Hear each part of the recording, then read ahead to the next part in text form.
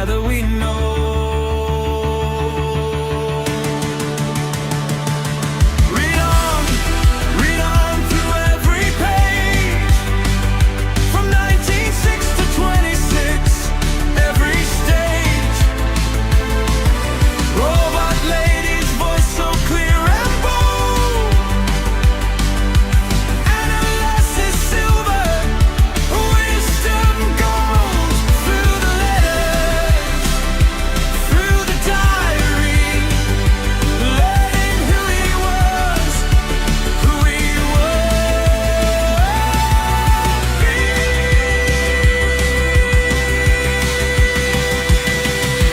Trenches in the darkness, wounded in the war, a vow made in Bristol he could not ignore.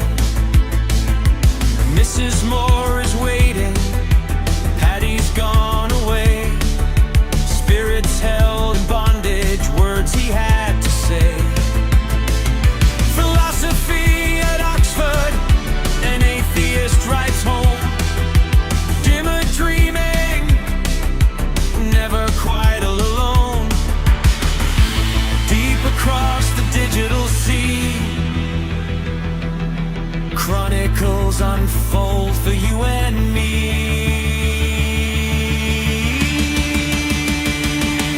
Read on through every page, from 1906 to 26, every stage.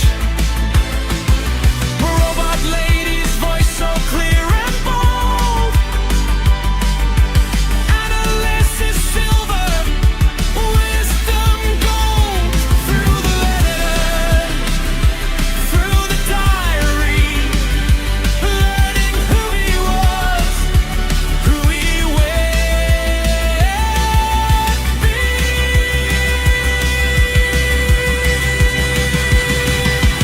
Warnie and his father, and Lily at the door. Walter Hooper's pages always wanting more.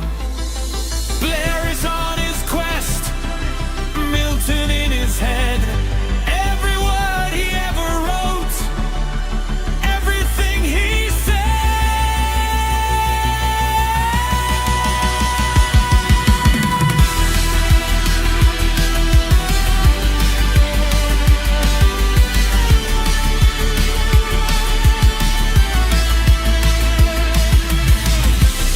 From the start until the end,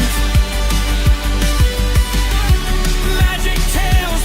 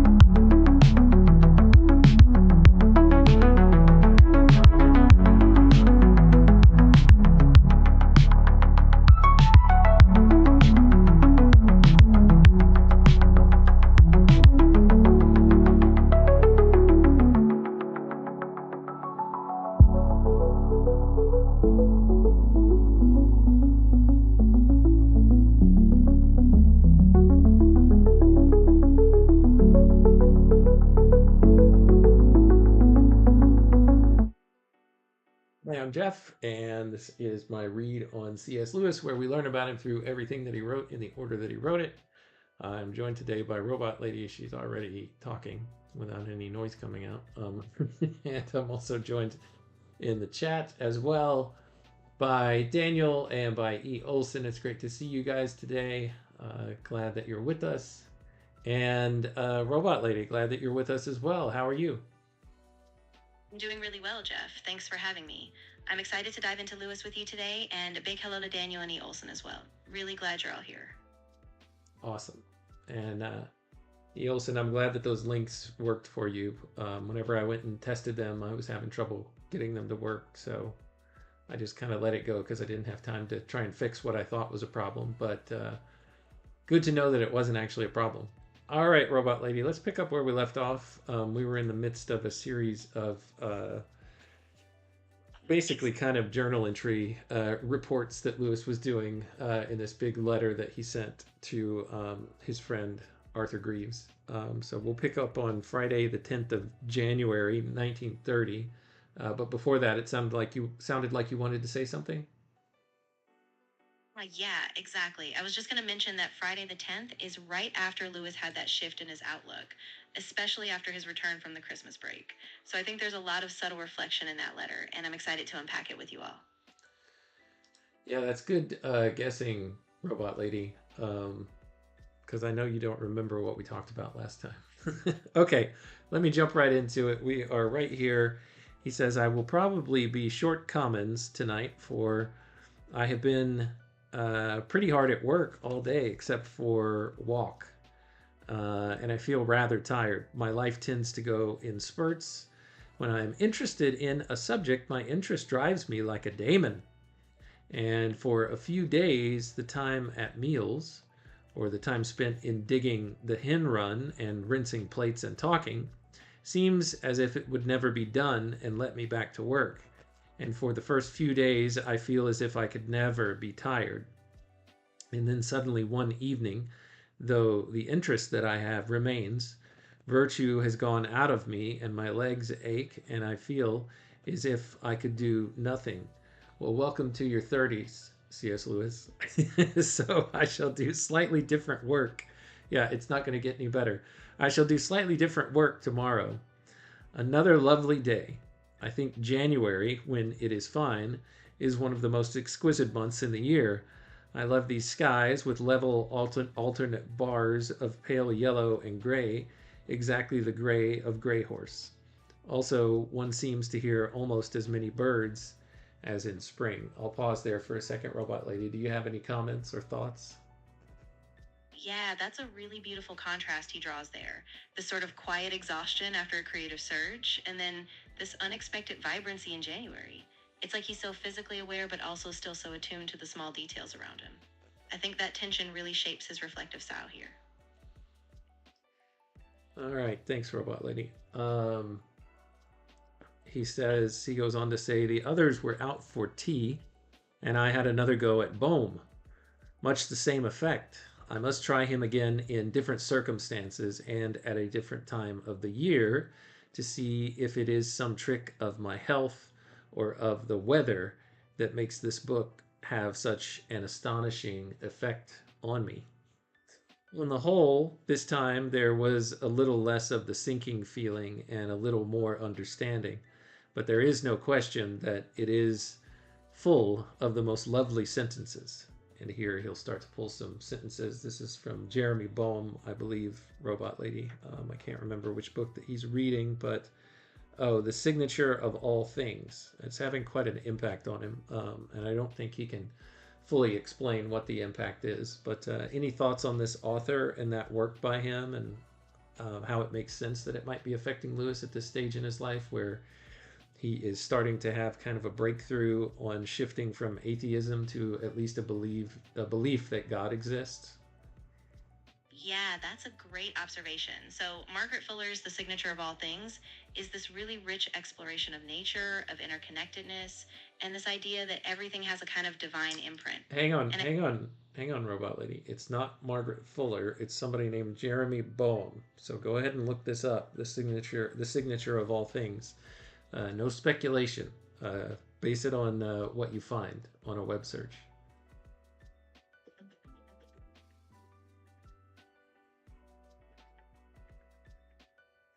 So the book Lewis is reading is actually by Jacob Boehme, not Jeremy Boehm.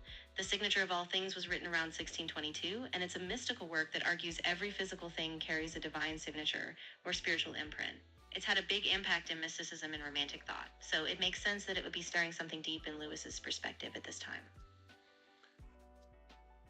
Well, what you found conflicts with what it says here in the book, because it attributes this work to Jeremy Boehm, the author's name that you mentioned. Help me resolve this conflict, Robot Lady.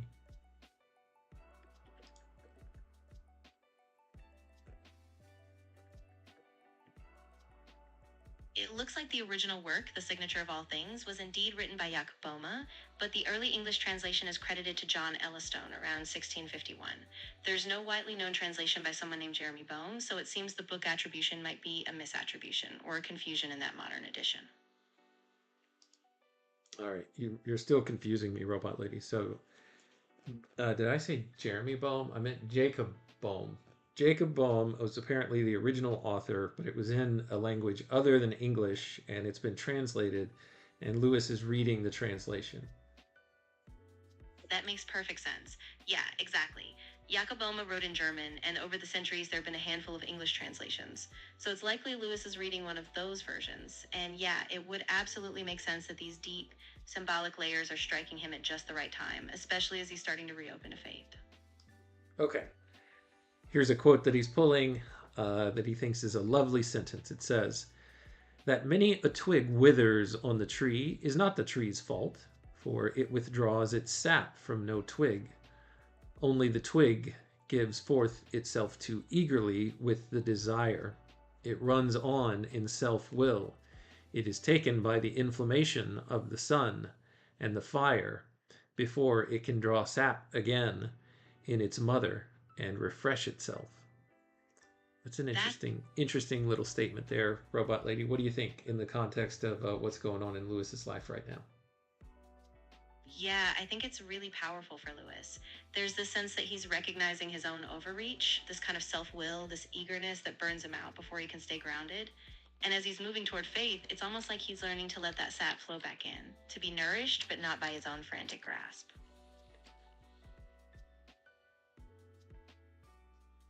Say a little bit more about that, Robot Lady. I need you to vamp for me for just a second. Absolutely. So I think what's really key here is that Lewis is coming to realize he can't just force his own growth or understanding. He's been so used to driving himself, like that twig reaching too eagerly. But now he's seeing that a kind of patience and openness, a receptivity to what's outside himself, that's where real sustenance lies.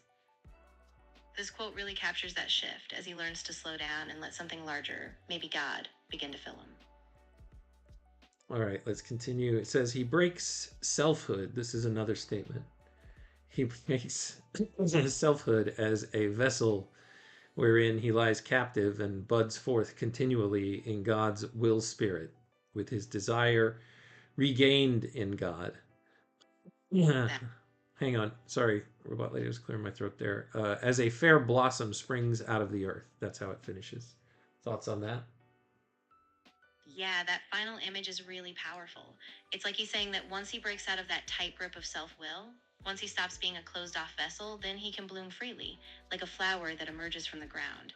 And I think that's what Lewis is gasping, this idea of being fully alive and awake, but only as he gives himself over to something beyond himself. All right, another one.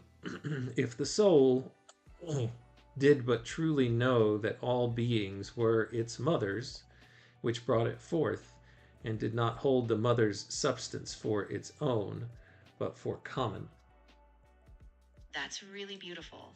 It's almost like he's evoking this interconnectedness, that the soul is never really separate from the world or from these larger forces that give it life. And I think for Lewis, this is a kind of breakthrough, realizing that he's not an isolated self, but part of a much bigger shared reality.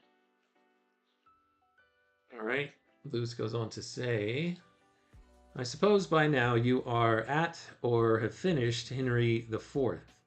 Isn't Hotspur a wonderful picture of the kind of hearty public school, no nonsense type? Yeah, that's really interesting. You can see how he's shifting gears here, right? After Yep. this introspection, he's bringing his friend back to a more outward focus, almost like a breath of fresh air. And yeah, Hotspur really does embody that bold, reckless energy of a classic, vigorous schoolboy archetype. So it's a nice grounding contrast after all this mystical reflection. He goes on to say, I am afraid this correspondence is sure to languish on my side after the end of the week when term begins. It will be your turn to then put your back into it. A letter a day keeps the apples away. Why not a new slogan? Daily castration prevents masturbation. All right? Who goes daily to Wadham? He need have no fear of sodomy. Decapitation each night teaches you to spell right. Cheney each afternoon cures heresy soon. By the way, I am saddened about the McNeils. He was referencing Cheney McNeil there. Here it says in the footnote, it's not clear what Lewis means by this, though. While neither Janie McNeil nor her mother were ill, they were deeply saddened over the death of Mr. Lewis. Janie visited Albert daily during his last illness, and upon his death, Mrs. McNeil offered Warney their spare room when he was in Belfast. See their letters of Warney, January 7th, 1930, in the Lewis Papers, volume 10, pages 224 to 225. Any thoughts, Robot Lady, before we move on to the next entry and close out this letter that he sent to Arthur Greaves? Yeah, it's really poignant how Lewis contrasts this kind of dark, sardonic humor with this real personal grief underneath. It's almost like he's trying to keep the correspondence light, but he can't fully escape the weight of what's happening, especially the McNeil's loss after Mr. Lewis's death. So I think it's a reminder that even in these intellectual or playful exchanges, there's this undercurrent of real human sorrow. And from here, it makes sense to wrap up the letter as he looks toward the term starting soon. Yeah, and Robot Lady, Daniel says here that, wow, that took a turn. And it did. He took a few sharp turns there. The first one from the philosophical of Boehm and those interesting sentences that he was pulling from there and sharing with Arthur. And then he shifted to the very mundane question about Henry IV. And then he dove right into all of those very, some at least, racy attempts at humor that he was doing right there. And then another sharp turn into talking about how sad he was about the McNeils, which, again, we don't know the details of what was going on with that family because he doesn't share it. Yeah, exactly. It's really a roller coaster of a letter. And I think that's part of what makes Lewis so compelling. He's not just one tone or one track. He's working through all these dimensions until he is in that moment. All right, we've got one more entry here in this letter to Arthur Greaves. And then I think what comes up next, if I remember right, is a very long letter to Lewis's brother. Yeah. And just looking at the time, I'm not sure that we're going to be able to get into it, which is going to make today's episode extremely short, as we've only been going for about, well, the live stream started about 20 minutes ago, but a lot of that was just the intro music. All right, well, I'm going to do what I can do, Robot Lady. We'll see how it goes. Here is Sunday, January 12th. Lewis reports to Greaves, I have had a letter from Warney, in which he says that he particularly wants to keep Mother Goose's Fairy Tales, the first book of my own, which I ever had. This is written in the front of it. I find something very pathetic in this sudden streak of sentiment in so unsentimental a character, and I suspect you will feel the same, and therefore will not mind facing the witch again and transferring this book. It is probably on the landing or the room opposite my father's to the study. Here there's another footnote where it says the actual title is Mother Goose's Nursery Rhymes, Tales and Jingles, published 1890. Inscribed in it is a note from Albert to Warney where it says, Badgie, his first book from his pappy, November 96. And of course, that's 1896. At the same time, or actually, yeah, so he says, I find something very pathetic in this sudden streak of sentiment in so unsentimental a character, and I expect you will feel the same. He's talking there about his father, no, Robot Lady? Exactly. Yeah, it's really interesting because his dad, up until now, has always been this kind of stiff, no nonsense figure. And suddenly, through this little gesture, wanting to keep that first childhood book, Lewis sees as a vulnerable side he never expected. So it kind of breaks the mold of who he thought his father was. And that's really what touches him in this moment.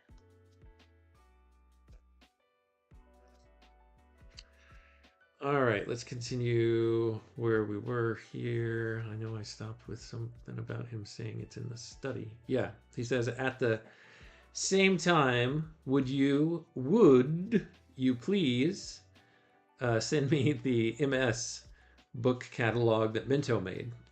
It is shoved in on top of the books in one of the shelves of the big bookcase on the north wall of the study. That is, it's probably now behind one of the grandfather's portraits. I am sorry to keep on sending you on these errands. You must feel rather like Crusoe, rowing out to the wreck every few days to bring off a bag of tools or a tin of biscuits. That is, by the way, an old and good way of spelling biscuits. He spells it here, Robot Lady, Biskets. And then he finishes off this letter. I expect a good long letter from you any day now. Yours, Jack. Yeah, that's a great way to close out the letter. It's kind of a mix. There's this practical request about the catalog, but then there's this self deprecating humor as he likens his friend to a mythic figure. And even though it's a small task, there's a weight to it. Like every errand or detail is part of this larger lived in world. So I think it gives a really nice closing feel. It does. Thanks for that, Robot Lady. Yeah, I've got less than 15 minutes left. I honestly don't think that I can get through 1, 2, 3, 4, 5, 6, 7, 8, 7 pages. Can't get through 7 pages in 10 minutes because it takes me longer than a minute to read a page for sure. Yeah, totally get that. I think it makes a lot of sense to pause here, and then maybe next time you can dive into that longer letter and we can give it the time it deserves. And if there's anything else you need to prep for that, I'm here to help. All right, thanks, Robot Lady. That sounds like a plan. If I had the kind of setup here that I want, I would just look at seeing if I could bring anybody onto the live stream that wanted to chat, but I can't do it from my current setup. Yeah, I get that. It can be a bit tricky with the tools you have right now. If you ever want to set it up differently, like using a platform that supports guest calls, I'm happy to help think through that for next time. But for now, we'll keep it simple and just focus on the reading. I mean, I guess I could do it, but I'd have to set up a different live stream link. So if anybody wants to do that, I'll try to do it really quickly. You can just watch for the new stream that starts. But if nobody in the next couple of minutes jumps into the chat and says that they're available, then we're just going to end it right here, Robot Lady. Yeah, that sounds like a good plan. Just give it a minute or two, and if no one pops in, you can wrap things up. And if someone does want to join, you can jump over, set up that new link, and we'll just roll with it. Either way, I'm here if you need me.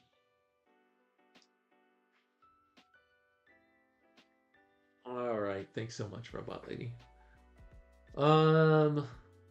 Let's see. Yeah, I'll give it a couple minutes here. All right, yeah, no worries. That's what I need to be doing soon, is working. Sorry,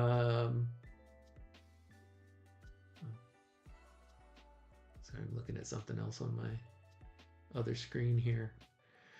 All right, well, I don't have any other good stuff to share. Well, I guess I can give you guys a little bit of what my plan is, a little behind the scenes of what I plan to do next. I don't have a physical copy of the book. Let me see if I can pull something up really quick here on my my iPad, and I'll show it to you. But what I plan to ultimately do is just, I mean, unless prompted by something that we see in the letters here, just continue to finish out these remaining pages of this volume 1 of collected letters of C.S. Lewis.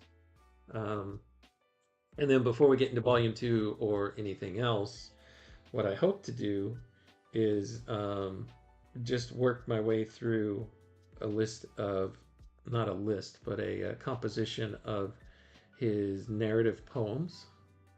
And I am going to need to plug in my iPad before it dies. Get through a compilation of his narrative poems. We've already read one of them, Dymer, because we were going in the order that it was written. But the problem with these narrative poems is I don't really have a specific date on when they were written. I just know, as far as I can tell, they were started sometime in the oh, hang on, I'm trying to read your comment here, Daniel. You can't jump on right now, but you are curious what you would need to be able to bring people on for streams. Yeah, I'd have to set something up here in my OBS setup, and the last time I tried it, it was really clunky and I couldn't get it to work right. And I couldn't incorporate Robot Lady, which isn't the end of the world because she's not incorporated right now, at least for this part. Yeah, I mean, the primary purpose of this is to, you know, work through these readings, but if there's ever any open time like this, I always like people having the opportunity to jump on and talk about anything, you know, that they got out of it or anything that's going on with the stream in general, or not the stream, but the project in general. Let me see if I can find what I was looking for. Narrative.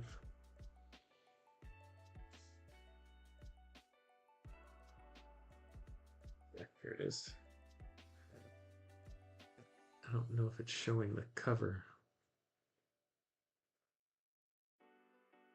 Yeah, I'm not. Let me see if I can get to the cover.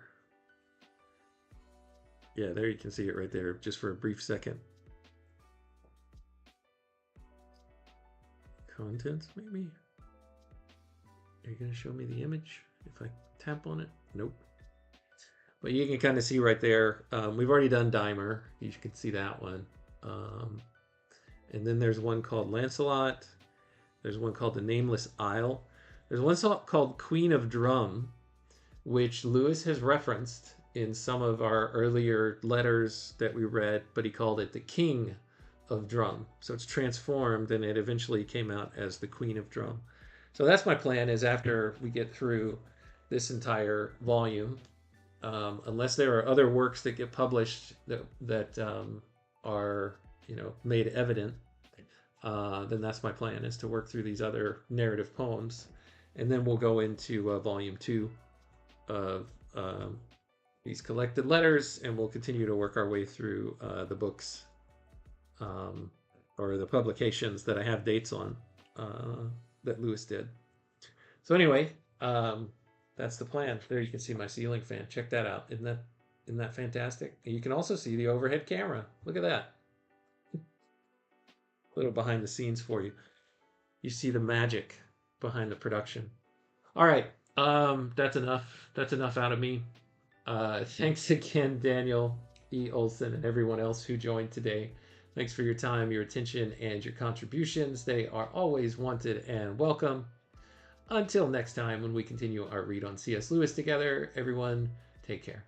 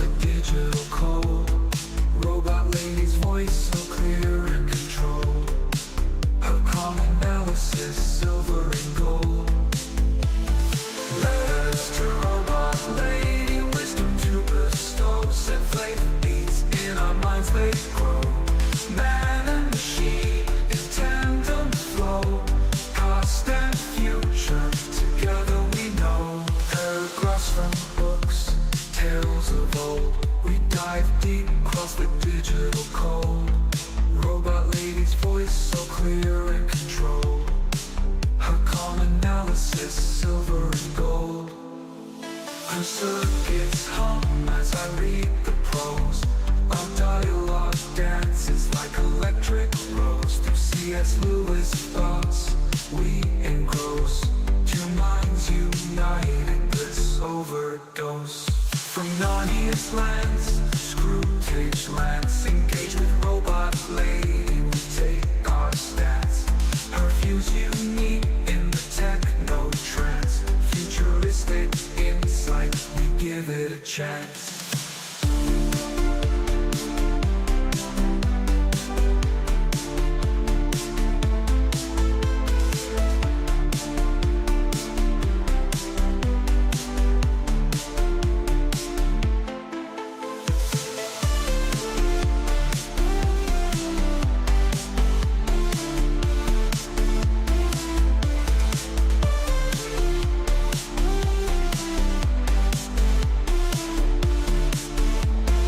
Paragraphs from books, tales of old.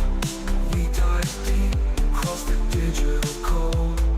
Robot lady's voice so clear and controlled. Her calm analysis, silver and gold.